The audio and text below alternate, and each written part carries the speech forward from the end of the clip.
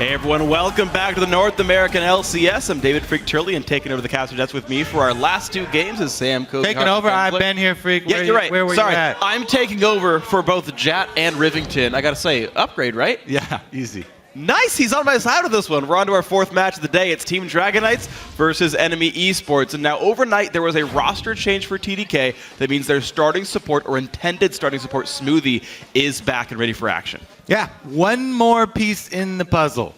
Great news for TDK, you know, because they were talking about how they're putting the priority on practicing with those starters rather than practicing with the substitutes and, you know, trying to play patchwork and win some games with the subs. But this is just one guy. They still are missing two crucial pieces. So we'll see how the substitutes plus now Smoothie in there can do this time around. Yeah, TDK had decent early games before, so we'll see what this does change for as far as the laning phase and maybe the mid game is concerned. Of course, Smoothie's first LCS game comes against NME Esports. This is a team he's had a lot of experience playing against, of course, from the Challenger Series, where these two used to face off occasionally. This is, after all, a repeat of the Challenger Series finals, in fact, that went to NME Esports 3-1. Yeah, and NME could use a pick-me-up after that loss yesterday. It was a little bit lopsided in the game versus Team Liquid just because of that one early gameplay that happened. The 4-man dive on Quas got turned around, 3 kills that early in the game, really hard to come back from. But actually, honestly, the problems began even before that. You know, in Champion Select, they had quite a few missteps and some questionable moves in that pick and ban phase. And we'll have to see if they can improve that this time around, because that is something that is very easily fixable and they can take time to review. And the big one I remember from that one was the Team 8 game from last split, where they gave CLG like all the champions, and they tweeted out, "Never gonna happen again." Hopefully NME Esports do the same thing and never do this again. Either way, NME's jungler Trashy has had the opportunity to face against Kez numerous times, and he says he's gotten to see firsthand Kez's improvement. I actually have a kind of fun relationship with Kez, even though we don't really talk and probably don't really know each other. When I was back in Europe, we played relegation here in North America, and we practiced against his former team. I think it was Complexity. And when we played them, I thought he was really bad. But recently, when we played him in Challenger and in solo queue and stuff, I think he's doing very well right now. He has improved a lot since then. And I think he is definitely a guy we have to look out for if we want to win against TDK. Yeah, definitely improvement, I think, is a very big storyline for both these teams and all the 10 players here right now. Right now, both these teams sitting on, unfortunately, pretty poor records. And, you know, they do need to keep improving as the LCS goes on. The two newcomer teams, of course, you wouldn't expect much other than that. Yeah. Plus the substitute players that are still in, Bishu and Latman, both get another chance to make a name for themselves on the big stage, you know, attract some other sponsors, you know, other teams that may be looking to pick people up for the Challenger Leagues. Sure, absolutely. And we've even seen LCS teams willing to pick up multiple starters, as CLG intended to do with their duo mid laner. So we'll see what happens with the rest of these players. But either way, we're going to check out the starting lineups. And on the blue side is Team Dragon Knights. Seraph in the top lane, Kez in the jungle, Bishu in mid, Latman on AD carry, and Smoothie on support. And on the red side, it's NME Esports. Up top is Flares in the jungle, Trashy, mid Inox, AD carry Otter, and support Body Drop. All right, so even though the dual lane of TDK, of course, changed up this game with Smoothie joining, I hear they did scrim with that duo lane together a couple of times. They said it was an improvement over the Latman Baby duo lane. So even though it's again shaking things up, TDK thinks this will fare better for the 5 of them. And we are going to get ourselves into Champion Select. TDK on blue, NME on red. And in a little bit, Seraph will do the first ban, and we will show you guys just what's happening in that screen. All right, so I'm going to go out on a limb and say that NME do not want to play against Rise. Yeah. Ban that one away. Never again. Rise only once. Well, we'll see. I mean, Rise has happened way more than once so far in That's both true. the North American and European LCSs. So he's lost occasionally. Both Cloud9 and Gambit have lost with Rise. So sometimes it works out, the whole plan. But either way, Kez is going to lose. Actually, sorry, Seraph's going to lose his Diddly. I don't know why I thought it was going to go to Kez. Obvious ban there. Flair's not going to get his Hacker Rib. So far, bans you kind of expect as we go through the next couple. Yeah, basically, you know, highlights for each player. Very player-centric. Still sort of, Inox definitely really has taken to the AP Kog'Maw mid. Definitely one of his favorites. Yeah, very true. And still available for him. And last time around, I believe he went for Varus when Kog'Maw wasn't there, and unfortunately for NME Esports, it did not go as well as they would have hoped. FLICKR was allowed his Aurelia last game, and it went pretty well. Well, no, it didn't go very well because they lost level 1, but we'll see if that champion pulls respect again. Now there's the Varus ban, so 2 bans at Inox's big poke champions, though also assassins like Kassadin are still up. Let's see what TDK decide to first pick here, because all junglers have been let through. So that leaves top lane carry for Seraph. Ryze is already off the table. Nidalee's off the table. Rumble is a huge force towards that mid game. Can win a team fight pretty much by himself. And that's the kind of champion that Seraph really wants to use nowadays. Absolutely. He's all about trying to carry the team from the top side. Yeah, and it used to be doing things like split push Nidalee or like really good Lissandra TP flanks, but yeah, Rumble a bit more of the direct approach here. It's definitely a player I think can carry, though what it's worth, we've seen Aurelia into Rumble be a very strong matchup for the Aurelia. We've seen Cali Trolls do a great job of punishing that matchup. And I don't know, to me that's what I feel like FLICKR would do, and it's his style as well for NME, just to find one of those lanes to start hard carrying from. True. And actually just picks the lane to go into. Not Corky for oh no, this is Otter side. Yeah. Latman's the one who keeps on picking Corky over and over. But yes, Otter will get another chance on one of these very mobile AD carries. Preferring Vayne, now opting for the Kalista. We've talked about how strong a lane she can be when comboed with basically any of the supports that are still left up. Yeah, absolutely. His Bodydrap's favorite so far has been Morgana, a champion that very few others have picked up throughout the LCS so far. So could be an easily acquired lane for NME, and they would be actually quite strong for the two of them. TDK have plenty of room to make their choices, of course. Mid laners fairly untouched at this point. Also, any other junglers up, and it's Sejuani for Kez. All right, the famed combo, Ice and Fire here.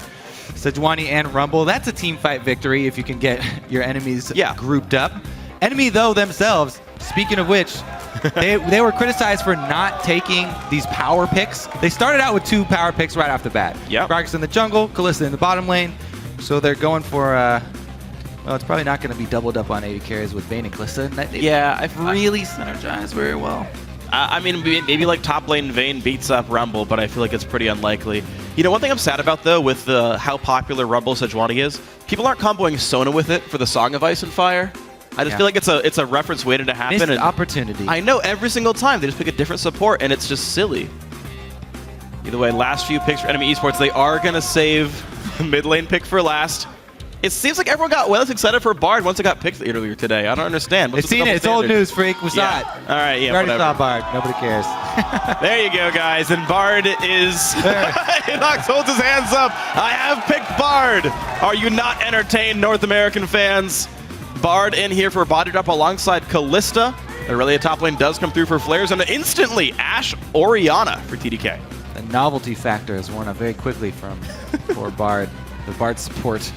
But Ashe, very strong. We've been over that many times. Is good against Kalista because she has very strong stand-up, just point-and-click auto-attack damage for the trades.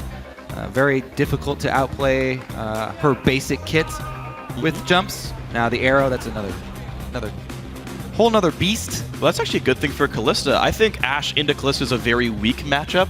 The slows don't affect her jumps, and if she's going to toss a stun out there, the support just face tanks it and gets fates called out. I actually am a little bit concerned for the laning phase or the playmaking of the TDK AD carry until you get to teamfight phase where you have double the ice and still the one serving a fire. Well, it's definitely all about teamfight here for TDK with the Orianna being thrown on top. If they can wombo that combo, then they can win teamfight. Very simple strategy here. Yeah, I feel like I know exactly what TDK wants to do, with a Lantern to help keep the Ashe safe. Now the last pick comes through for Inox. It's going to be LeBlanc here in the mid lane. So LeBlanc versus Orianna, the opted into matchup with the poke mids out. And that's going to be the full lineup here. We talked about TDK being wombo combo. NME Esports a lot more individualistic, though they have some cool plays they can make, of course, with those Bard ultis. All right, looks like everyone swapped everything where they wanted it to be. I think there's no big crazy flex picks here. It's not jungle Bard, support Gragas. Sorry, guys. And TDK looking for their first win on the board. Now they've got one more of their starters here. NME Esports looking to tie up their overall record to 2-2. Yeah, Enemy also probably going to look to split this squad up. Gragas going to help out with that with the ultimate, but yeah, basically separate here. We'll see if Enemy can get a split push going with that Aurelia. Hinges on that early laning phase. Can he get a lead versus the Rumble? If so, we've seen what happens.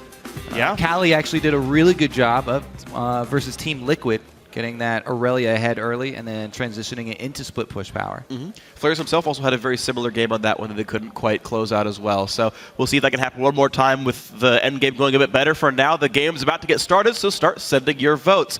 Tweet at LOL Esports, either hashtag TDK win, hashtag NME win. Let us know who you think's going to win this game. And we will get ourselves into it very shortly here. TDK looking for their first win. This should be, to their predictions, their last game with substitutes as they expect their mid laner and AD carry to come on back. NME Esports still full steam ahead, looking to get to 2-2. All right, let's get on the Rift and see if they can make it happen here.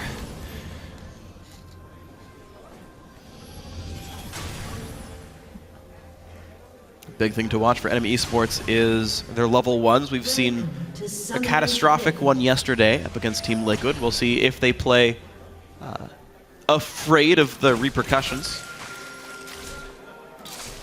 Maybe Bishu winning the early trade. A little bit less inclined to go for tower dives, maybe. Pretty much, yeah, standard lane, safe start here for both squads. Defensive wards coming out. Bodied winning in gold. Yeah, getting the advantage there. 30 seconds until minions Used all of his stacks, though. Backs off from the trade. Now, one thing I do think is interesting is the wonderful multiple uses of Bard's ultimate. The difficulty, though, is that there's so many forms of follow-up engage for TDK. Like, if he were to ult his team after getting Sedge ulted or something, you just place the ball and then shockwave them right as they come out. So I don't know if you can reliably use defensive Bard ults to like dodge damage. Yeah, you don't want to use that on your team when you're facing an AoE combo squad like TDK. Anytime that a member of enemy has to stand still is going to be bad news for them. All these champions rely on mobility, isolated skirmishing. That's where they thrive. Inox on the assassin. Otter going to try and skirt the fight. We'll see how Flares does, because it looks like he's going to start out with that camp. Just do the Raptors, get a level advantage. Same thing for the duo lane. They're going to get a level advantage here, try and do Gromp. It will be matched by the Krugs from TDK. The one thing here, let's see if Seraph can shove the minions quick enough to get them into the turret. He's grouped them up right now. This is the counterplay to the enemy trying to start a jungle camp and get that early level 2 against you. By shoving them into the turret, he gets to deny them. And it looks like he'll be on fairly even footing, even when Flares is able to teleport back in. So strong move there from Seraph. Got a wave, and it's able to reset before either of them return. Looks like he's going to grab some extra protection for himself with the ward, as well as stock up on regeneration for lane phase. Yeah, it's interesting to note, you do get slightly more experience for being the one who jungles in that case, but Seraph, even though he missed one of the caster minions, walks away with more gold. So he's got consumables to the very slight XP advantage of Flares. We'll see if that means much of anything as it pans out. Looks like a ward is already going to be put down in that northern river for Seraph to stay safe, in case Trashy does come to gank up there. Yep, actually both sides there. Bisho as well, warding that top side of the river, because they figured that there was a bottom side start. However, Gragas did not start bottom. He ends bottom, and we'll see what Trashy can pull off. Gragas, after getting the double buffs, can just continue to roam around. Even though he ends the double buffs around half health, because of his passive, easily just spend his time taking crabs, roaming up and down the river. He'll get right back up to full health before his looking to go for one of those ganks, and that's why he has those really strong level 3 ganks that we see so often from him. Looks like Trashy got pinged actually by TDK. Like, they just pinged the location of the fog before. They didn't actually see him. They just, I think, guessed where he might be, and they were correct about that one. So no gank actually comes through for Trashy. A little bit of time lost by him. Meanwhile, Kez, of course, is still farming his own jungle on a very slow path. He finishes the Rangers Trailblazer and then goes for his blue buff. You actually don't need blue buff on first clear. I like leaving, if you're committing to a hard farm route, I like leaving one of your buffs up, clearing all of the small camps and just one of your buffs. You go back with plenty of money to get wards on top of your upgrade, and you will have a substantial experience advantage because then you can go through another full clear of your jungle. He stops off and does get crab first, but that is basically my ideal hard farming. Nice. Yeah, he even gets a full blue buff now for the secondary jungle clear, so I agree. This is actually pretty good. Kez should be set up to gain a whole lot of gold and XP. He's going to probably remain above in terms of farm, but actually goes into invade on Trashy, puts a ward down, gets pushed right back out, but you can see there's a level lead. And Gragas, even down a level, happy to take a 1v1 with Sedge. Gets the first attack in as well and chases him off. Won't really affect either lane though. A lot of defensive wards put up there by Kez since he visited the top side, dropping off his pink as well. Looks like Trashy is going to be able to snag that early though, so high value there from Trashy. Chasing him out of the jungle and being able to claim that pink ward takes away a lot of that cash discrepancy. Yeah. Well, right now the jungler, one holding near mid, one holding near the top lane. To talk about that top lane matchup though, Seraph, though he's down slightly in minions, has actually burned through all of Flair's health potions, and Teleport's still a minute away from cooldown. So a very awkward recall forced onto Flair's. Kez being around the corner means he's got to just sacrifice a wave or two. W to kill the range minions. Does get the flash from Bishu without actually connecting, but just the presence of Trashy. Ooh. Good hook, good flay, but Ashe, not the best follow-up champion, can only do so much. Gets hit back up by Otter, and enemy nearly wins the trade. Yeah, no damage from TDK went towards the AD carry there, so Kalista actually happy that Bard took the brunt of it, even though Bard did go with 1 mana potions rather than all health or biscuits. See what Trashy can do to capitalize. Jungle invade here. Well, he's got Inox at his back as well. And he's going to spot Kez. Kez does have flash. Bishu doesn't in case they find him, but he slinks right on down to the bottom side of the screen. A lot of pings again from the blue team. Looks like they are aware. Well, Inox leaves lane. Yeah. So they're very curious. Oh. Wow, jumps right on in. Does not even look for the chain right now. They're just trying to steal some Krugs away, but TDK's dual lane is right there. Maybe a bit of fear in the minds of everybody. A lot of alone time for Bishu in the mid lane. Very happy to be able to catch up, take some minions uncontested for himself. And it actually didn't cost TDK anything. Because Kez was so safe with his roam down bottom around to the Krugs, Kez doesn't actually lose out on anything either. So TDK with the safe play, able to get a small advantage there. Well, this might be a big advantage though. Seraph going to do a lot of damage. Great dodging on both harpoons. Flair saves his flash for that. 100% necessary, or he would have had to burn a summoner there. One of those harpoons lands, and Seraph commits 100% to that sucker. That's going to mean another forced recall from Flair's. All the same though, his buy only gets him boots 1. He still cannot afford the rest of Phage. Will TP back to this lane. Seraph slowly eking out bigger and bigger advantages. The, to me, all-star of TDK, Seraph, winning his lane. Yeah, and you can tell the philosophy that he has. It's always a question of, you know, how many minions are you willing to trade for harass damage in lane? And Seraph is willing to go for the harass pretty much every time. And he makes up for it, even though he misses some minions going for the harass, by bullying your opponent out of lane, forcing them back to base, you know, burning their cooldown, their teleport cooldowns, and the first time burning him, shoving the minions into the lane to try and even up those numbers. Yeah. And now a TP advantage for Seraph. He'll join the wave just in time to get most of the experience, and with Equalizer up right now, any kind of decent deep ward in the bot lane means an easy TP flank and an easy engage onto this enemy duo lane. Kez already slinking around. Up as well. He's 2 minutes away from level 6. He just needs like something to die nearby. Asher lands into Otter, flashbox the flay into landed as well. Otter flashes out, but Kez is right here, lands the Q, doesn't actually stay on to Otter. Forced to flash to chase, gets the first blood. Now Latman doing what damage he can, back on a body drop. They will get the double kill, both going to Kez. Dodge that, Kalista. Latman right to the face. Nice Ashe arrow to set everything up.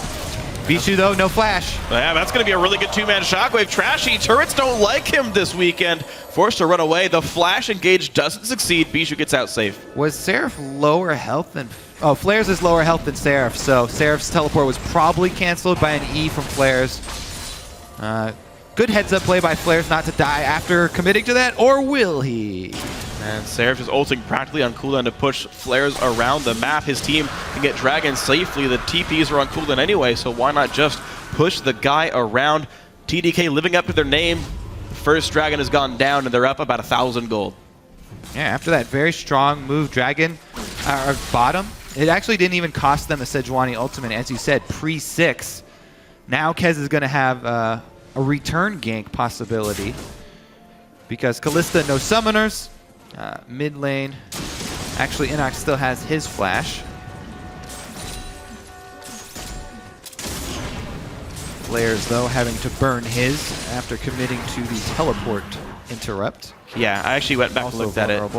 He Q'd to a minion, landed the blades, or landed the E to stun Seraph, and then just got ulted and had to flash away. That's the only way that he could cancel it. Yep. All right, so Team Dragonite sitting on a small lead, and actually, even though they're winning by 2 kills, the gold lead does not suggest that much, right? The kills are worth more than the gold lead is right now, so farm going pretty well for the enemy lineup. Trashy's caught back up in farm. Otter's still ahead right here. We'll see how the rest of the game pans out. Inox with a blue buff.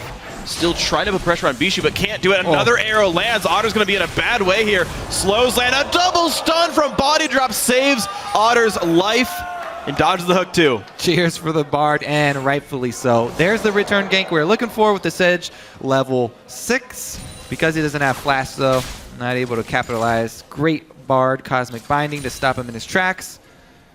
Again though, 100% accuracy so far from Latman as far as that Ash Arrow onto the Kalista. Yeah, and you have to make sure you hit the AD carry. Again, it's just useless to hit the enemy support if the Fates call us up at all. But a big trade and a body drop. They just go all in for Smoothie, because guess what? Gragas is here to help get an assist. The Ren finally comes in. Otter gets his first kill of the game. All right, answer there for NME. Much needed down bottom. They want to get this Kalista. Up to Bloodthirster. Looks like he's going for the Max and Q, yeah. Q max route, yeah. The more poke oriented. Yeah, normally I was wondering like why he didn't rend already, but it's because it's rank 1 Ren. That actually might not have killed Smoothie there, so. Smart play, understanding that he did the Q max build. And as we have a quick pause, looks like it is with either Otter or Body Drop. Looks like Body Drop here. We'll figure out what that ends up being over time, but we're in a very close game here. You're seeing 16.4 to 16,000 gold. Both these teams really looking forward to getting a win here today. And it is a very close match. Yeah, going blow for blow in the bottom lane with ganks. Enemy able to strike back and get some cash for themselves. Also, the kill did go to Kalista down bottom, so Otter will be happy with that one, whereas Asher was only able to grab assists on those multi-man ganks. And that's true. When you share the assist gold like that, it's just not very much money. Sometimes you get a game where you're like 0-0-15 and the assist streaks start pooling in. But yeah, sharing an assist with 2 people, it's basically no money. When ganks happen like this, you're not even behind in the bot lane when just the other guys get assists on the double kill. So you saw them fire back really easily. It's also worth noting that these 2 supports are probably the 2 best like gank assisting supports. You like Lantern or Magical Journey the jungler in, and you're like, great, this is so much easier than walking forwards. Yeah. And, you know, sometimes you would think, oh, it's so bad that the jungler is getting this last hit. It's actually very, very strong, especially for Kez, who's a guy who likes to rush Sightstone. He gets to get his Sightstone, and it actually doesn't cost him jungle clear speed. He was so rich, he also was able to get the AoE clear with the Bambi Cinder, so he'll be able to clear out the jungle and get the vision down for his squad. Yeah. And that's something that TDK have really thrived on, is the amount of focus that Kez puts on controlling vision. That's true. Kez has been, I think, an unsung hero for TDK. As we heard Trashy talk about him, he said this man has improved greatly over the last couple of years. Trashy also says the secret to unlocking Inox's potential is just letting Inox be Inox. Easy. His time in EG, he told me that he didn't really feel confident playing. He didn't really play the champions he liked to play, but on this team, we basically just allow him to play whatever he thinks is strong, and we all have high hopes for him, and we we think he's doing very well. So I think it comes down to that we believe in him, and he has the freedom to play what he thinks is good. Yeah. I don't think many people would argue that LeBlanc is good, so good pick there, Inox. Good job, Inox. He sussed it out properly. But yeah, I mean, he was one of the early adopters to AP Kog'Maw, one of the early adopters to Kassadin. Honestly, I feel like Inox's sense for strong champions is, pretty darn good. Everyone else seems to have the same opinion as him about a week later. And I think there's still a lot of growth still in store for Inox. This is his first season playing as a mid laner, from what I can understand. And he was great for Challenger. He was the best mid laner in Challenger. And then you get in the LCS, and you got guys like Bjergsen, Pobelter, and Phoenix, and it gets a bit harder. And we've seen Inox have a bit of a harder time now in the LCS mid lane, but we definitely see players improve over time, and maybe that can continue for him. Exactly how early of an adopter of Kassadin was he? Because beta. I was a tread lightly because people are very quick to give credit to people for early adopting, champions before everybody's using them, before they're powerful. Sometimes if you're playing the champion before he even got the buff, then you don't get credit for that because he's not strong yet. I suppose. Yeah, I know. You've made this argument before. I forget if you've done it on or off camera. I still just like to believe in the players. I'm generally on the more positive side of things. If you told me, right after the Rise rework, I see, that someone was playing Rise, and he was the first one to do it. He's an early adopter of Rise. He knew it was going to be OP all along. You don't get credit for that, man. That's fair. Rise was not. That was not. Like that's not the same release champion. Bard players, things like that. Release Gnar. Okay, I feel you on that one. That's fair. Assessment of balance, I guess, might be a suspect skill then. If we haven't said it, by the way, Bodydrop says he was experiencing an audio issue. What's good about that is that the audio issue, we know that they should be able to fix that without having to restart the game. However, they do take a little bit longer. Okay, so we'll have to sit and listen to that. Yeah, well, that's a wonderful thing, though. Listening to you, Kobe, is one of the highlights of my day. Wish I could say the same. You could. You could lie to me, and I would believe you, Kobe. I can't say the same. Same. Oh, man, that's so wonderful. Thank you. I'm glad I'm the highlight of your day, Kobe. Never tell me otherwise. Okay. So 12 minutes into the game, certainly very close. Seraph has so far done a pretty darn good job of controlling his lane. The net result of that hasn't actually been much. 3 CS. Yeah, got him. But Seraph's like winning the lane. Like, he's always got pressure. Flares is constantly under his turret. The guy's flash is down right now, but Flares is TP and Seraph doesn't because they got mistimed. All the ultis are back up, and right, as you said, the minion kills are like basically the same here. So, one props to Seraph for winning his lane, but one props to Flares for like just holding on so darn well where you can't even tell. And it's always kind of the way that you play most Aurelia matchups too. In the early phases, you're just taking punches and you're trying to eke out your CS, getting up towards your Trinity Force. When he can go aggressive. He's also opted for the Phage first rather than trying to go with the Sheen Early for Sheen. some all-in potential with jungle coordination or something like that. He's also maxing W on Aurelia. I know the Equilibrium Strike, the E max was the kind of the new thing as of last year, but he's going back to the old school auto attack you a whole bunch style. The sustain is helping him a little bit in the lane, of course. And if he actually does land the CC, of course, there is good follow-up, but just kind of pointing out things as they're going on. I don't see anything otherwise very special. Orianna, since probably a long time ago, have been maxing Q pretty much solely. There was a while where Distortion was the fad, or Dissonance rather, but that's not the case. Bishu maxing Q. Just giving you guys skill orders, because why the heck not? Max Volley on Ashe, no surprise there. Thrash maxing the hook. Interesting, actually 3 in hook, 2 in flay. So he's like mixing them back and forth. It's been a long time since I've done skill orders, Kobe. I got excited. All right. You're on a roll, man. Just keep going.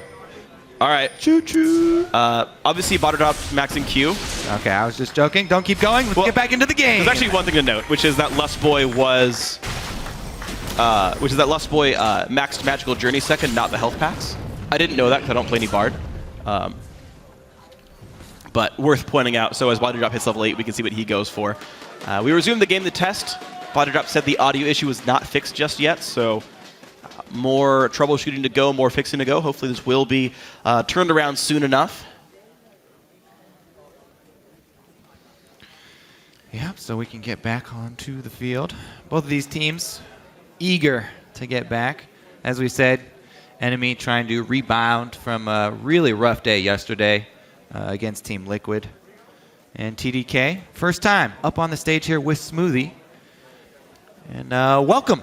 Yeah. NA LCS, buddy. Welcome. Yeah, I mean, I guess they at least played on stage for the Challenger final, so these guys have at least been in the building Technically, playing this League, stage. professional. I mean, this is Smoothie's first professional game of League of Legends, if I can, unless he played it as a sub for somewhere, but I don't believe that happened here. So that can always just be an added extra sort of thing. I mean, I remember I used to, way back in the day, I was a Warcraft 3 competitor, and I'd played at a couple international tournaments, but when you play League of Legends on a stage, it's just a little bit different. It's a lot of new things to get used to.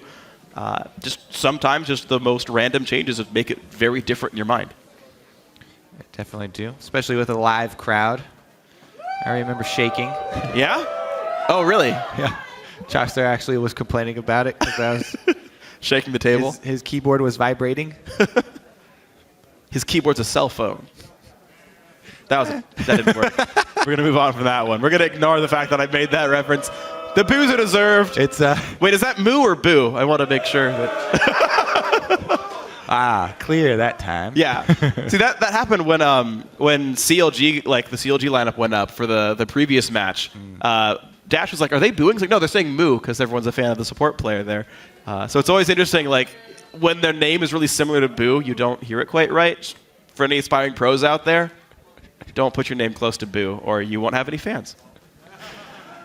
Or it won't appear that way. Where they like, actually, all the fans just feel like they hate you. I love you, freak. I appreciate that. Thank you for still lying to me today, by the way. That really helps my self-esteem. All right, so 12 minutes in, we've actually managed to cross 20 seconds in the last 10 minutes here as the game time had ticked forward during the unpause section. And honestly, like, it's so early into the game, it's hard to talk about much of the interactions here. We know TDK is playing a standard, tried and true 5v5 team fight comp. The fact that they've been holding up in their lanes quite well, despite what I would consider a couple of bad matchups, is pretty impressive to them. We'd seen Irelia beat up Rumble. We know Kliss is good into Ashe. Yeah, and I do like the choice as well to go with 5-on-5 oriented comp when they are still working with subs. They've split their practice time among multiple people. Yeah. Very clear what their objective is. Everybody group up and hit your spells. It's true. Always the objective. And of course, individually, they're all pretty good players, right? These guys are, I think, pretty much every single one of them Challenger and solo queue. They've clearly got the mechanics, just a matter of landing the skill shots and then saying, well, the arrow hit, let's go hit the other buttons. I think that's going to be pretty likely. Either way, though, looks like we are still trying to troubleshoot the issue. So as we work this out on the stage, we're going to send it over to the guys on the analyst desk. Thank you, Freak. And we're pretty early into this game. We haven't gotten too far in, so there's only so much that we can break down here. Yeah. Important things to note, though, are the 2 kills on the side of TDK for the jungler, as well as a dragon. Taken by the jungler.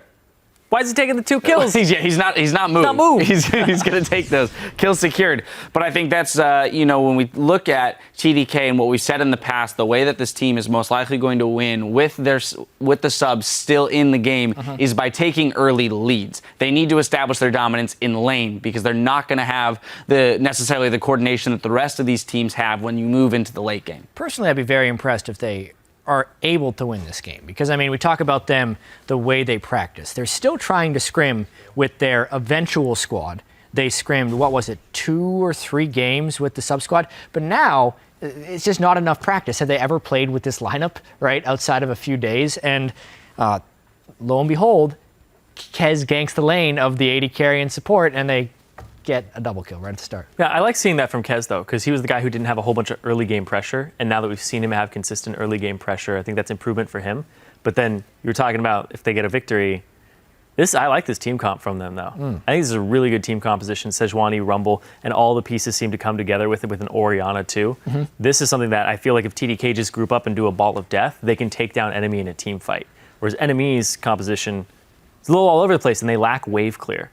Yes. They don't have any wave clear in this composition that isn't like safe. They have the LeBlanc wave clear, but that's risky. Yeah, we were talking about that early. It did seem like NME. One thing I did like the bans from TDK. They banned out Varus and Kog'Maw, which basically almost tried to take poke wave clear out of Inox's wheelhouse. It puts him on an assassin, and in the TSM game we saw the Sivir with LeBlanc, which is backup wave clear. But here, Kalista, LeBlanc, Aurelia, Gragas, Bard. if they do fall behind and start losing turrets, there's no way of catching up to that. And if TDK, with their sub squad and all, can actually get some group synergy going and push lanes with their superior wave clear, it could be really hard to come back. The interesting thing for me, though, about TDK's pick ban is the Ashe.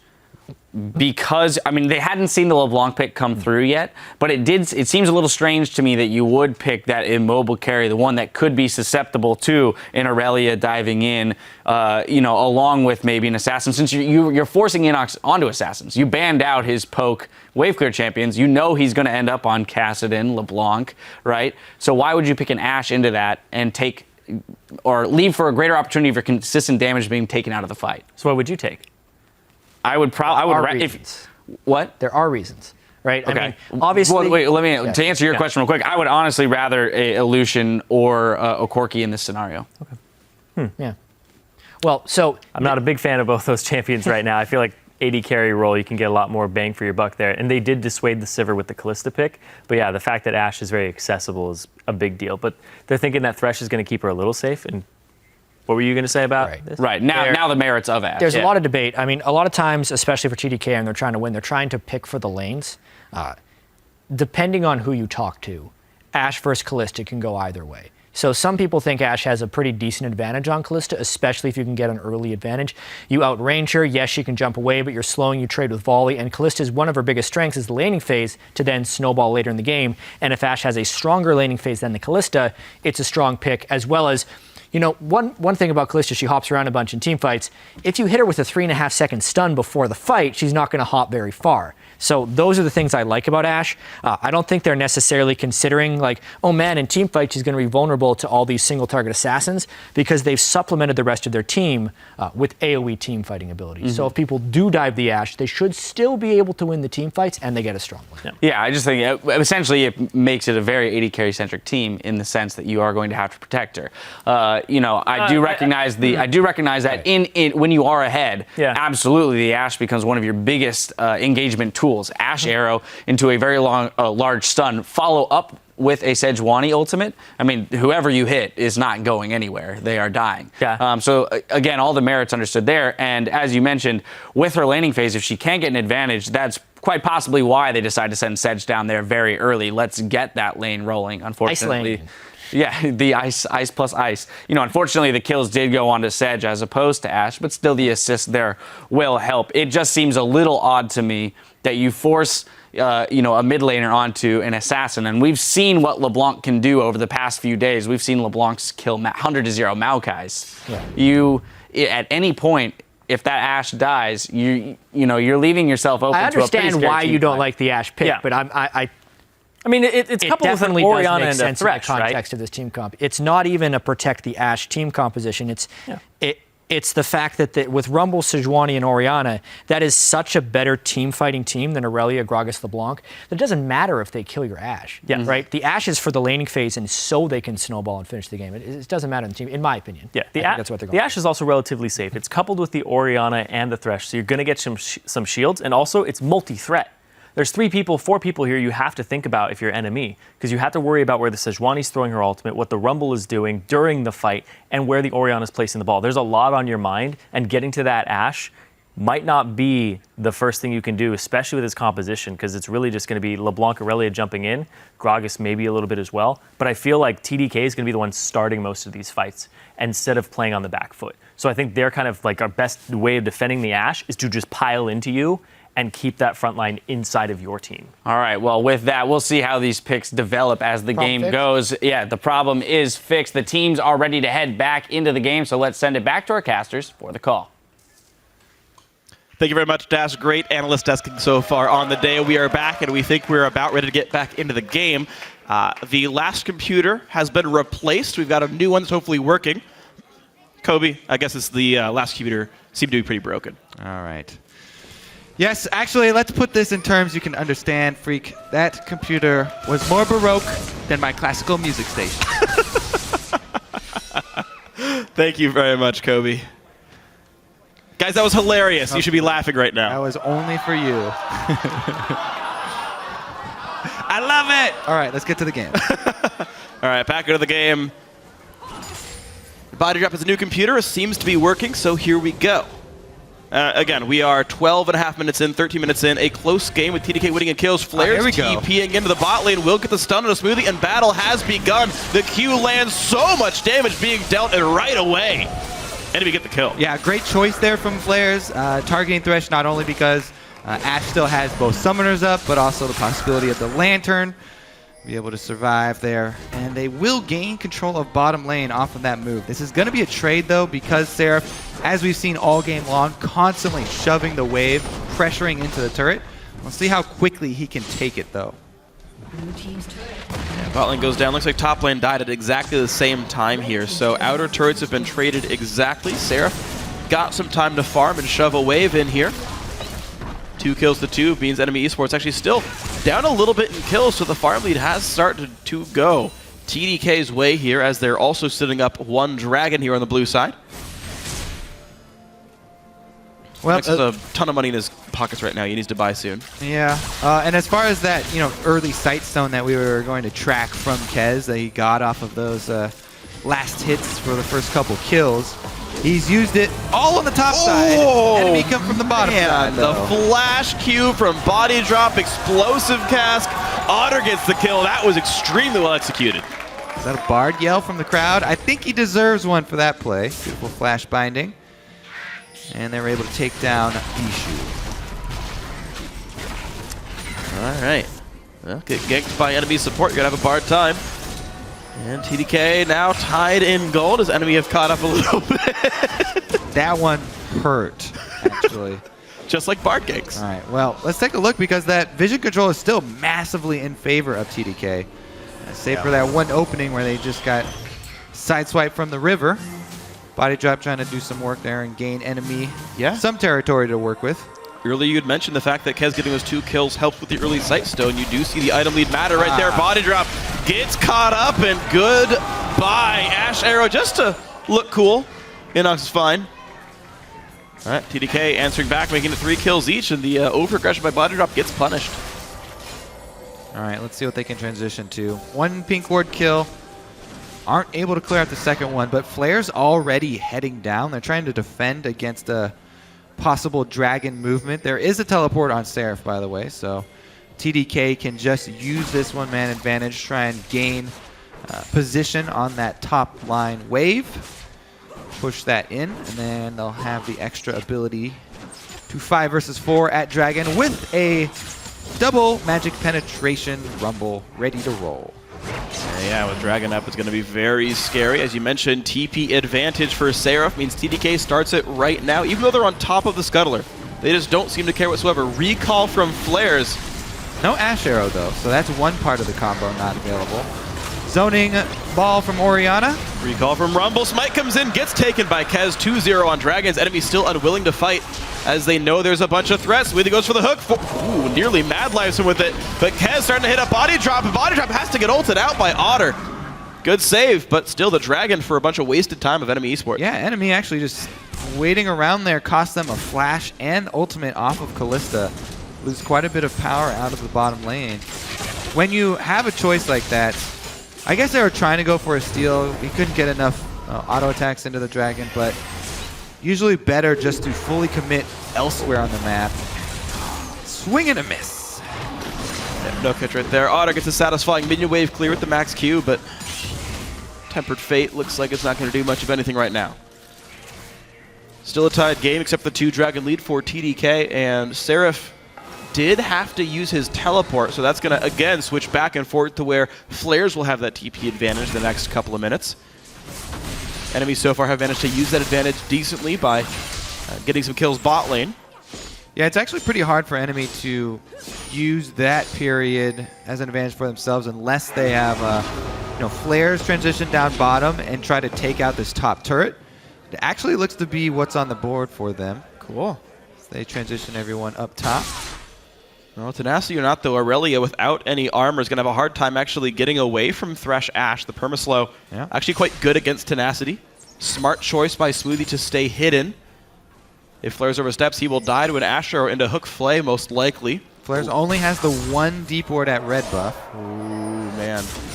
They're giving him a lot of room, though. Looks like that's not going to be a kill picked up as Kez roams into the top lane, though. Seraph lying in wait in the brush on top side.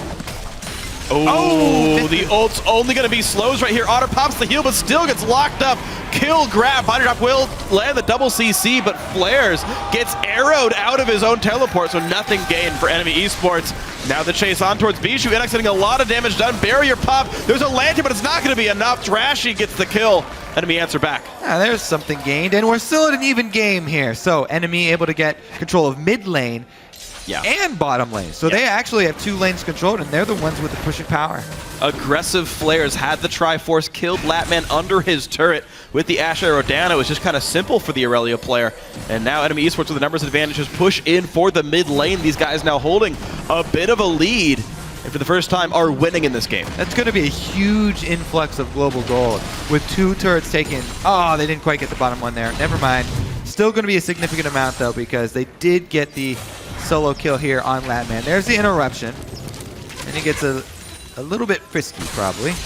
Players just flashes straight on him. Jeez. Yeah, there's W max damage. All right. Q to a minion, flash east. Your Q is still up in case they flash out. Or, you know, CC or anything. That's really bold to flash to say, I know I'm going to kill him. Yep, able to use the final Q as well just for extra damage and burst him under the turret. Strong play there from FLICKR. One of the typical plays we've seen to get him up to the top of the solo queue ladder. All by himself. Meanwhile, though, Enemy have rotated back up to that top side. They want to claim that last outer turret. And looks like there's going to be no contest here. Otter, okay, there we go, we're fine. The Trashy and Body Drop show up as well as FLICKR help knock this one down. 4 guys on this side of the map. Bottom of Outer does get killed off by Latman and Smoothie at the same time, so it's still an objective trade on the other side for TDK, but this push is still happening, and Inox can join at a moment's notice from the mid lane. Yeah, Seraph does have ultimate. I doubt they're going to get much work done here. Really what you need to watch out for is the Ash Arrow inside a jungle corridor. That would be devastating for Enemy. They cannot afford to get caught out. Even if they have this full jungle warded up, if someone gets tagged with an Ash Arrow, TDK definitely have the possibility of jumping on them very quickly. Yeah, absolutely. So much AoE, you can't even help the person that got tagged. You just have to leave them to fend for themselves. And that'll always feel pretty bad, but sometimes it's what you got to do in this game. Kez actually does have all the kills from his team, though. He's got an incredibly high concentration. He's actually the richest member on the map. I guess he's tied with Otter right now, so Kez is kind of the carry force here. But he's just trying to get into tank stats here, and you know, with Enemy having really good target selection by being so mobile, having a lot of ways of diving the back line, a big tank means a little bit less than in a lot of other compositions. It's not like he's running in and tanking Sejuani ults or Ash Arrows. True. Their goal isn't really to cut through the tank, it's to work around him. So Kez is going to have to put extra effort into landing that Sejuani ultimate. Mid lane low, but not going to get completely picked up there. FLICKR's Solo laners fighting over the CS. Guys, you're both my fantasy team. Just give it. Doesn't matter who gets it. Just, you know, be safe and pick up kills so I can win in PTL FL4. Kez taking a little bit of damage, but Enoch's not choking him down. Not that hard. Really do want to see Enemy utilize flares here on this Aurelia. 2-0 Aurelia has got the Merc Treads plus Trinity Force. Is in a great position to draw a lot of threat to one side of the map.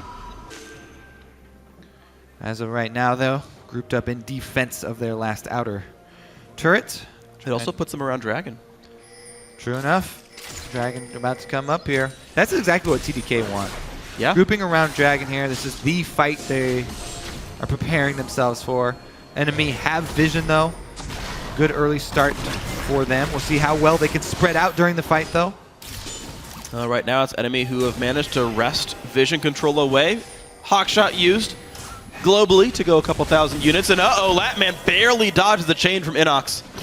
That could have been the makings of a kill right here, and now the battle for Dragon has begun. Rend is stacking Look at up. Body Drop's trying to take the arrow right now because he knows he can rely on Kalista ultimate. Body Drop, the point man.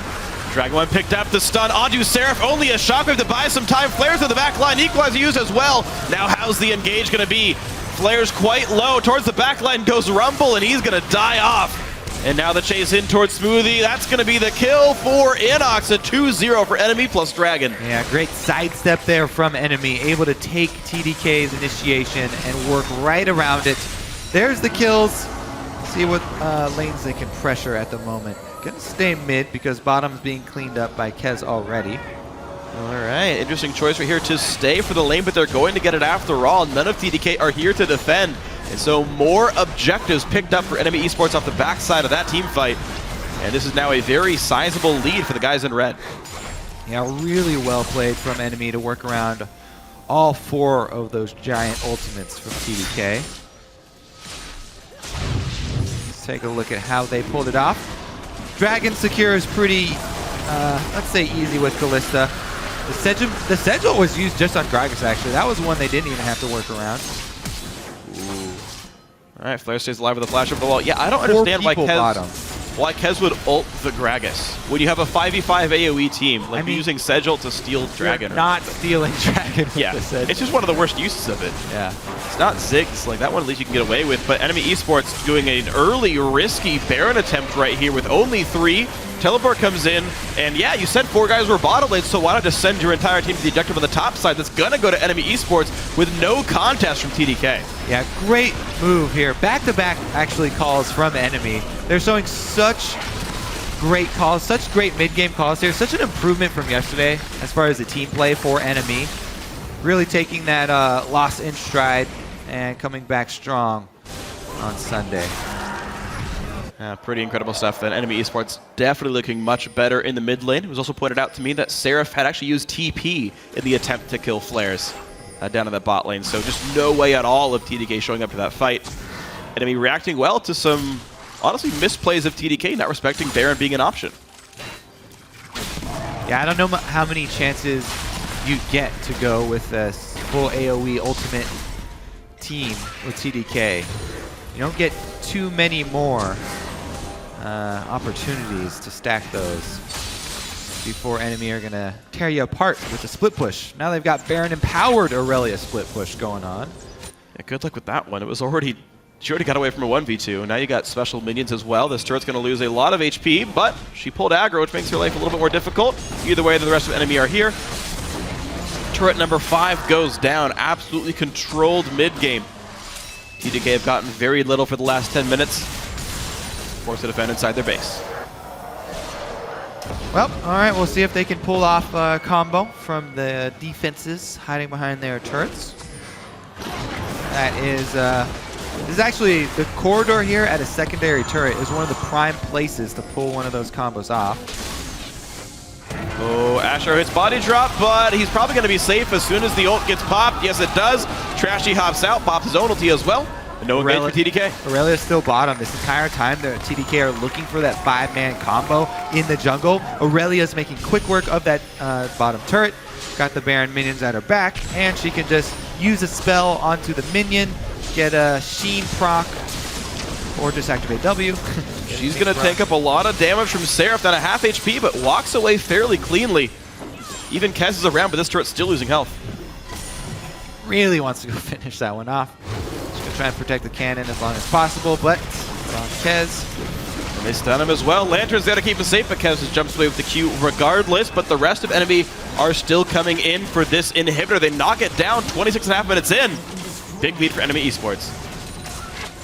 See if they can quickly move up towards mid, because they've got another line of minions still. They don't have to back off yet. You're absolutely right about this. They're just not taking damage running around the map. The mana bars are getting a little bit low. Aurelia's at half, and then Gragas and LeBlanc are nearly out of mana here, so maybe they do take a brief respite. Baron is timing out in the next 10 to 15 seconds, so Enemy Esports will slow down just a little bit here. They're going to make like the team they replaced and coast. Well, they do have the entire map to pick from. They can sweep clean all of the neutral objectives. Last Boy very happy with the TSM victory. His spelling's really improved lately. We should put him on the analyst desk. Everything about that statement correct. Checks out. Unless you were doing coding syntax, then it would be exclamation ! Bad. Computer science joke. All right. Moo! I know they are farming. I get it. You guys know that he actually likes it when you boo, right? Freak lives for this moment.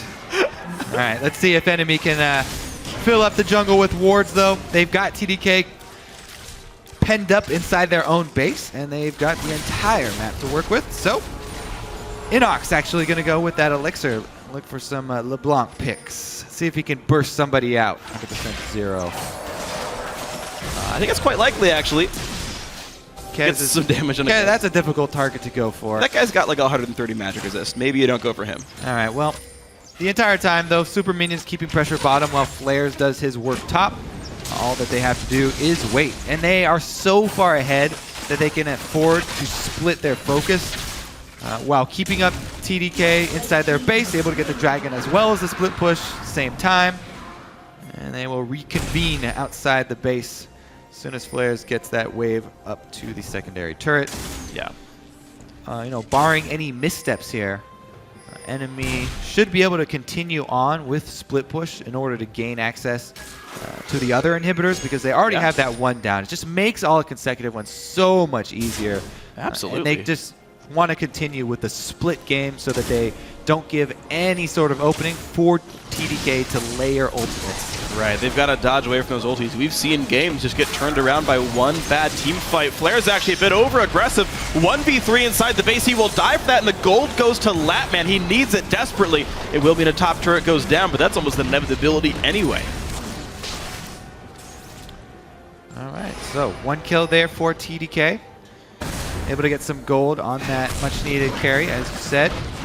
Ashe does have the combo now, Phantom Dancer as well as Infinity Edge. It's not as huge of a spike. It's a much smoother curve for Ashe with the new passive. But still something to be scared of. Unlike that magical journey. Yeah.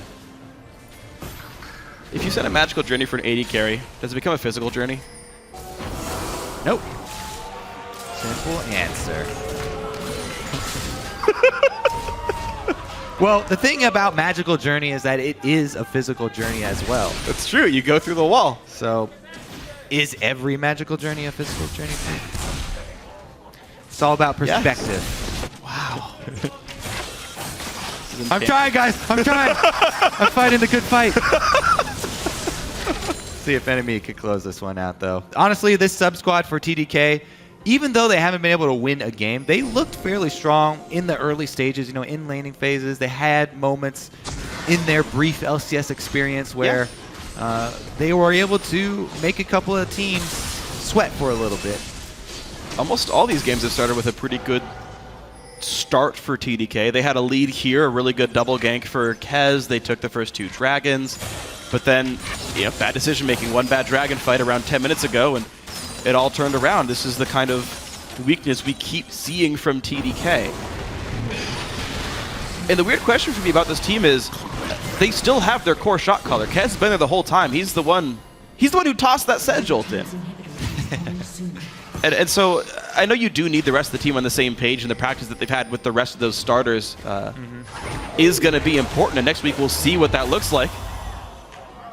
But right now, TDK sub-squad unfortunately not able to play their mid games as well as they would have hoped. Now I'm questioning LessBoy's tweet. Maybe it's when LessBoy plays it. I think hitting abilities is key. All right, let's see if this collapse on Baron works. TDK, they're desperate right now. They're venturing outside of the base. New territory. They're going towards the Baron. They stopped the Baron. Yes, they did lose the inhibitor, but they were able to chase NME off. Ooh, they stun up Kez. Body slam does a fair bit. The ulti not going to knock Kez out of the lantern. He was out of the radius before it exploded. No pickup there. And here's the interesting thing is so many teams, they choose to win games by taking Baron and pushing with that. But Baron groups them up for the TDK ultimates. So NME have to pick a different way of winning the game. Nice stun onto FLICKR right here. The box in the flay as well.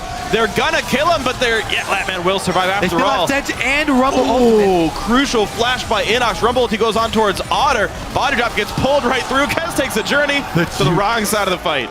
What a juke with that magical journey. But Bard- TDK are team fighting well. Now they're the team in the advantage, knocking a turret down. True. They can get, the 100 damage or whatever they needed on that turret to grab some global gold. Remember, they don't have any of their... Oh, they still have Shockwave. And that might be something that enemy doesn't quite respect. Kez does have Elixir of Ruin, giving minions bonus damage to turrets. You see how badly they want to actually push things down. And slowly but surely that is actually working. Enemy gonna have to give up another turret here. Oh my god, the damage on a Seraph. The turret still goes down. Maybe enemy keeps going. There are deep wards that He's players alive. could teleport on, and there it is. Teleport, a bunch of pings saying, warning, warning, warning, Aurelia is here. TDK trying to rub a Seraph has 300 health. Literally, that is it. There's the first kill picked up, and a Bard ulti to lock even more down. Shockwave to buy some time, but there's no follow-up. The other ultis are gone, and there's the engage from Inox. He picks up Latman. Smoothie jumps the wall. Trashy does as well, forcing another flash away from Bishu. And out goes the rest of TDK. 2 kills picked up for enemy esports, with Baron still available. Yeah, Baron's on the table. They should immediately go there if they want to pull it off. However, there's a teleport on Seraph, and Ashe coming up in 20 seconds as well. There's a wave inside the base, too. They could maybe ride that into the Nexus. I feel like ending it would be overreaching for enemy. I agree. And that would be exposing themselves to a turnaround from TDK. So Yeah, absolutely. Gonna take the double inhibitors and head back. Now what they can do is just clean that giant wave that's gonna be at their secondary turret top and go over to Baron to try and play that Fog of War game with LeBlanc. Yeah. That we keep prepping. And with the double inhibs down, actually the rest of TDK had to defend their bottom right Nexus turret. It's actually at like 400 health right now, so TDK might have to be stuck inside their base for quite a while. Dragon's up in 14 seconds, likely to be grabbed by enemy esports. Will give themselves some bonus movement speed off the Dragon 3 buff. Flares, true to his sort of play style, got an early lead and then has played overly aggressively a couple times in a row and gotten killed for it.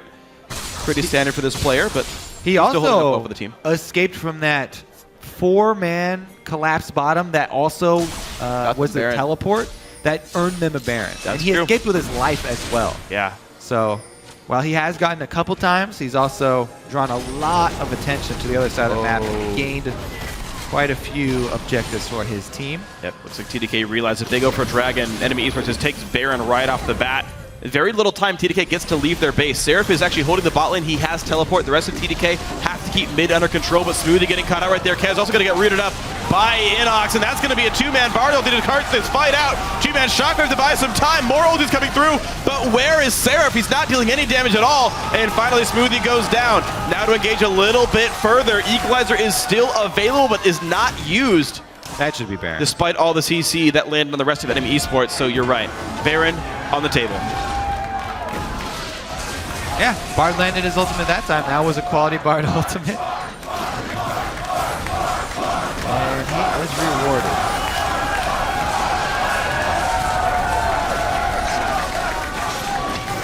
Bard might just be undefeated today. CLG had the chance to pick him and they didn't. Might have been their one big weakness in the match against TSM. The enemy esports have definitely heeded the Wanderer's call. Crepo's happy. Enemy esports fans are happy right now because the 7,000 gold lead puts enemy esports very far ahead in this one. Their second Baron buff as well will help even despite this third Dragon going through the TDK.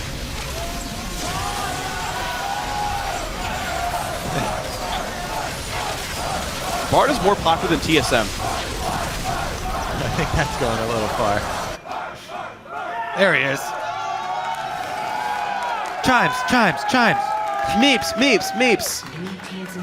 Let's see how the collapse goes here. Baroned up, empowered enemy should be able to take out a 2 inhibitor down TDK base. Look for that AoE wombo though. TDK gonna bank everything on it. And here comes what might be the final push then. 2 minutes left of the Baron buff. Quick bookkeeping, enemy esports walk in to push the base down. They've still got flares in the bot lane. A lot of poke. Kez loses more health. A great Shockwave comes in. Here's the engage. They've blown up Otter. And enemy esports realize the difficulty of chasing away from this comp. 3 kills picked up as Seraph Flares for joins the in. Nexus turret. Yeah, but Flares is pushing into the base. He's knocked 1 turret down already. Turns right back around. 3 kills for 0. 1 turret picked up. All right. They landed the combo.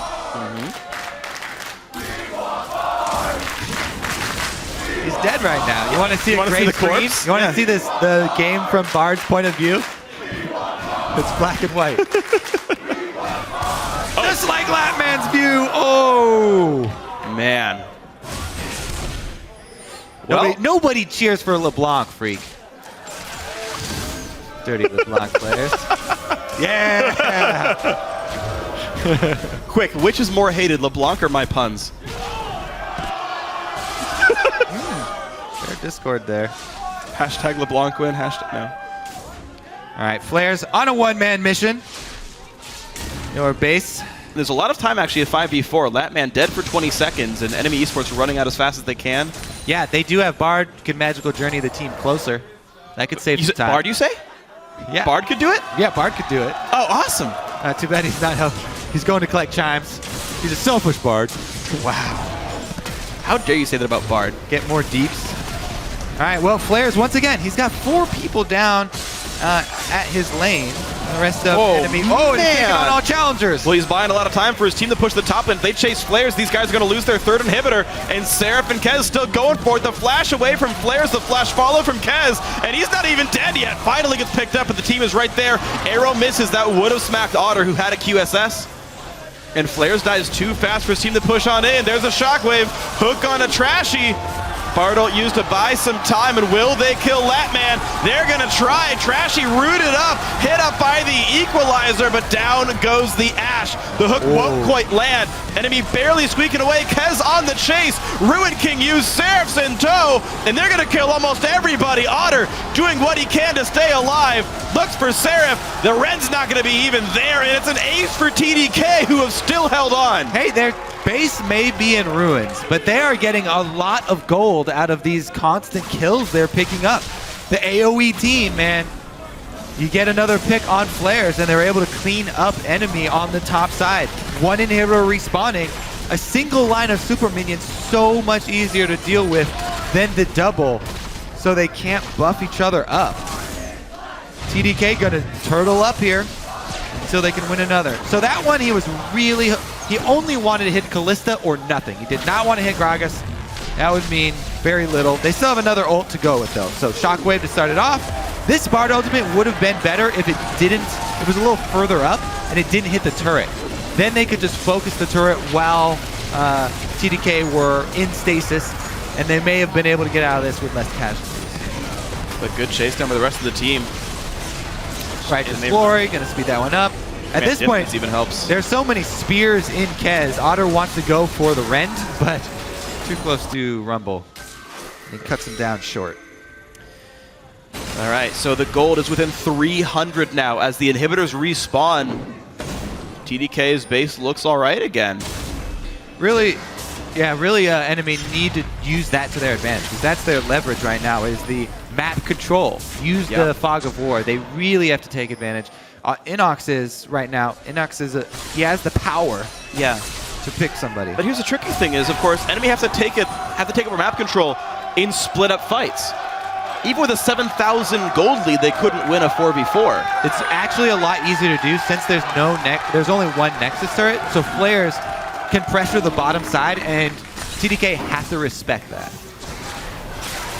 And they do right now. They've managed to kill off Flares before anything really happened to them.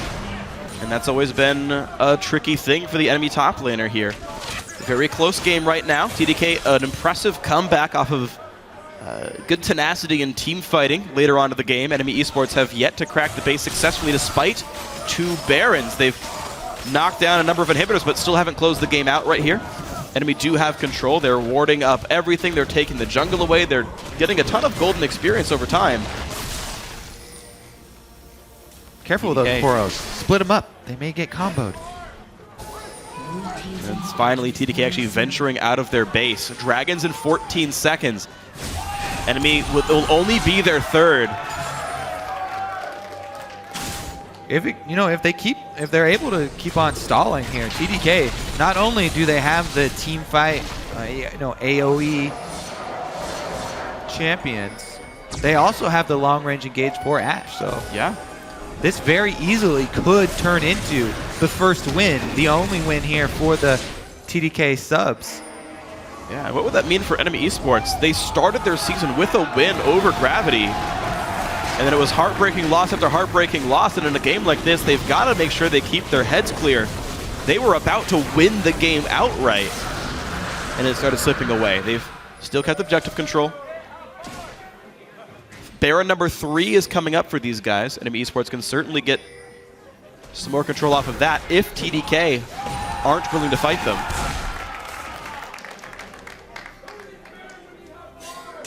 I mean, so rarely is a team up 5 turrets and not winning in gold. But it's like all Kez's farm. True. If it does happen and TDK do get another ace, if they get a strong team fight victory, the gold swing will be fairly big. Next team fight could even just be the game, with death timers now quite long, 43 minutes in. Enemy wins the fight, they guaranteed win. TDK win, they might just get it. Latman chunked low, was forced to flash away from the Inox chains. They could utilize Bard. If they draw TDK and split them, I don't know, between Baron and their base, Bard ultimate, picking somebody off in the jungle in transition. All you have to do is hold in there for a couple seconds, allow Inox to get in position. That's true. And it's a flashless Latman now. He doesn't have enough magic just to survive. A direct burst from LeBlanc. QSS will not help you very much.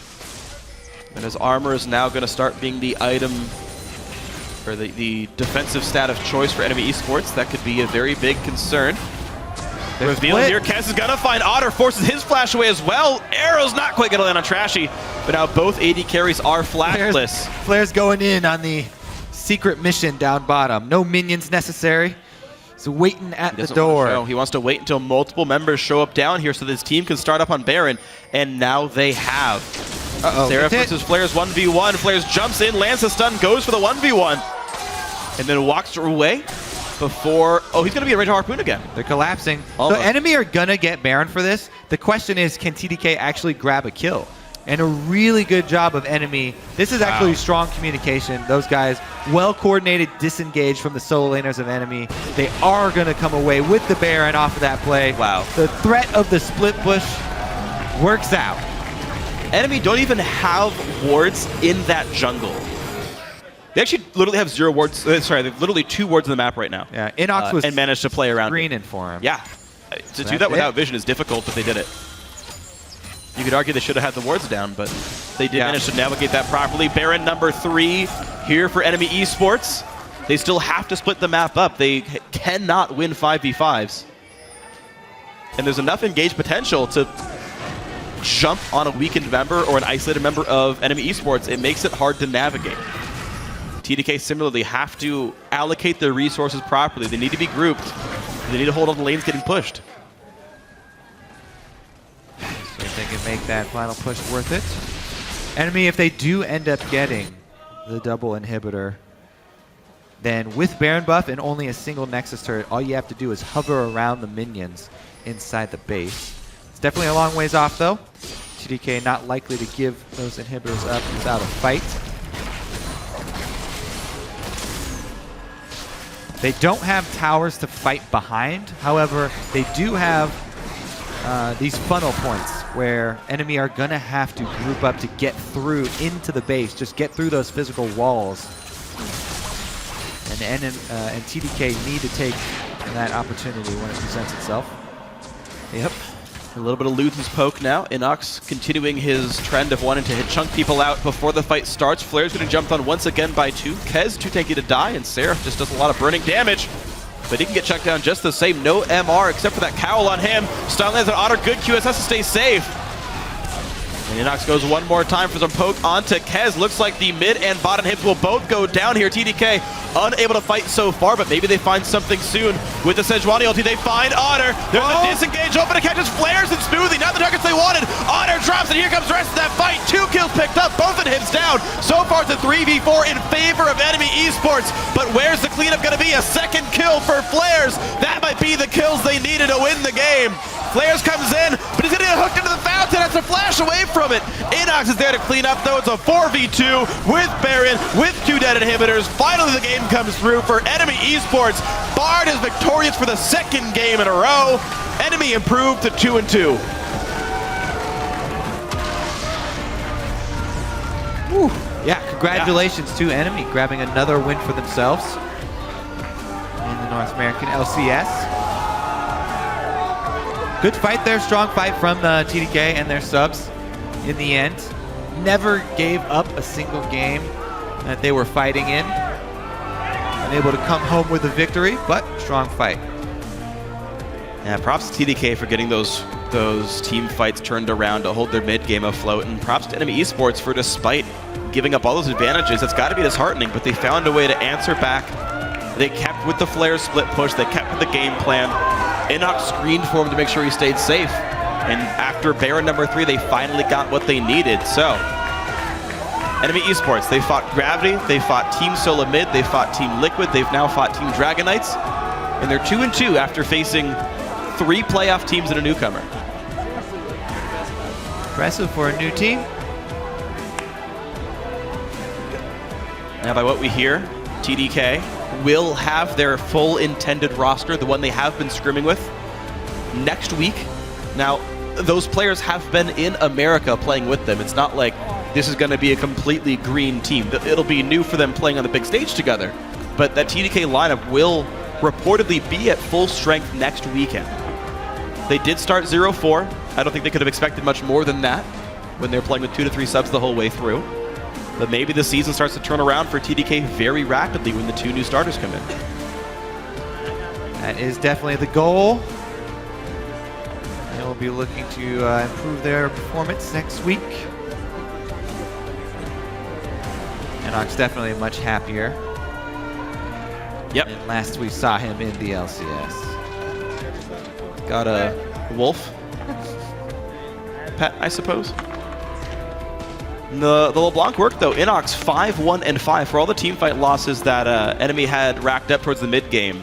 The only death that Inox had the entire time was that single ace that they had for the misstep near the top lane inhibitor. Otherwise, though, a impressive game for Inox. His assassins seemed to be honestly better than his poke champions. He played a lot of Kassadin throughout Challenger and at the very beginning of the LCS split. That was what he played against Gravity. It's what he won with.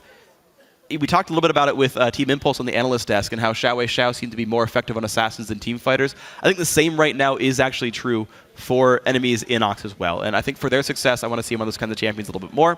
We'll see what happens with the rest of them, though. We're going to check in with the analyst desk for their insights on that match. Thank you, Freak. Now, during the pause, we had the opportunity to talk about TDK, their team comp, and how they would be, or how they would eventually win the game. We did not have the opportunity to jump over to the other side of things, look at Enemy and what win conditions they had as a team, because we saw them make a fair number of moves directly after that pause to claw their way back into it. Yeah. They had an opportunity to win a clean game. They did not do that. It was a very messy win. But to your question, yeah, they had the lack of wave clear, but you can make up for that when you have kill pressure on multiple lanes. And with LeBlanc and Aurelia, there was no one on the map that was fed enough to deal with them.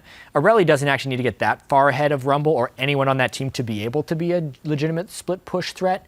And that's basically what they were doing. It took them time because they didn't have wave clear and because they were sloppy, but those were their win conditions and they accomplished it early. Yeah, and if you pull somebody into that lane like the Orianna or like the Rumble, it's like, well, you need that piece in the team fight to win the team fight. You need that large portion of damage to actually fight that other 4 member. Yeah. So if he was able to do that, it's successful. And you saw that a couple times where TDK was torn. They're like, do we fight 5-man at Baron?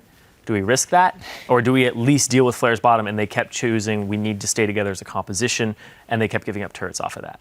Yeah, those big moves that we saw were things like the Aurelia TP bottom, securing a kill onto the Thresh, the Bard roam mid, picking up a kill onto Bishu there. You know, those few kills were what kind of gave them that gold, those small leads that they needed on the right personnel in order to then set up the pressure that we saw late. And that's the next step. And I think that is, it's kind of the common theme when we've talked about games with the sub squad of TDK, is that the difference between them and these full stable rosters is that communication, is their ability to make a decision about whether or not they should be fighting for that Baron or committing everyone to the other lane to try and take care of that Aurelia. Hopefully, given the fact that they have been prepping and scrimming with their main squad, when they return, it will be something that they can do. Yeah, they're not too far behind these teams. Like, if we look at all of their losses, there were glimmers of hope in every game. Kez has been able to get off pretty much first blood double kills in 2 of their 4 games. There's usually somebody on their team that's ahead in the matches. But yeah, the team cohesion is lacking, and you can't expect team cohesion out of these guys. They just weren't able to pull far enough ahead individually to win any games. Well, here's the thing. The sub squad has performed incredibly. And I do believe that if this roster stayed for the duration of the split, that they would improve dramatically, even without the other 2 returning, and that we would see them begin to contend really seriously for wins against, that the bottom to middle tier of the LCS. Now, that isn't going to happen.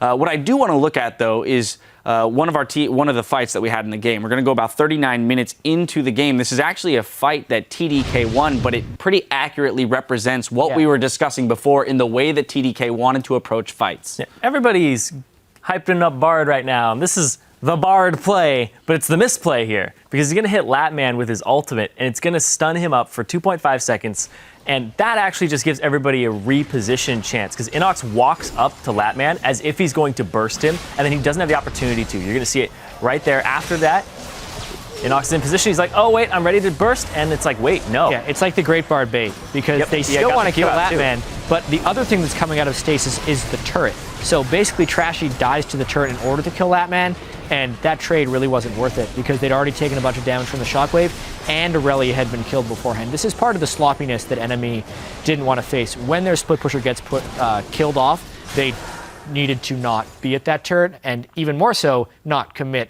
to a turret dive. Yeah, everybody pressuring on the Bard play. Leave Body Drop alone, man. Let him play his game. Bard. No. And one of the big aspects of that, too, was the grouping up that it forced NME to do there in trying to kill Latman.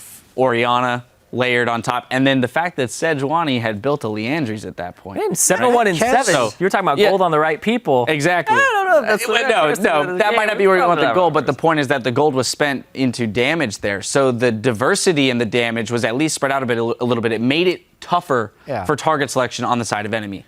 Kez played his heart out. Like that is what you do if you want to carry on Sejuani. You build tank items and then a Leandries. It's like that jungle Jarvan who's like, I'm going to build Hydra this game because I got to carry everybody in because I got all the kills early. But like that's the thing. Like I hate like moving to another thing, but like move the way that he gives up kills in games because he knows that his team's going to carry him is something I think a lot of junglers need to pick up. But probably not Kez right now. Yeah. Because he's just got to play his heart out, like you said. Quite possibly a learning point for the future, but again, have to establish how valiantly the sub squad for TDK has played over the past couple weeks. Congratulations to NME on that win there. Coming up, Team Dignitas will try to continue their climb up the standings when they face off against Team 8. The action continues after this.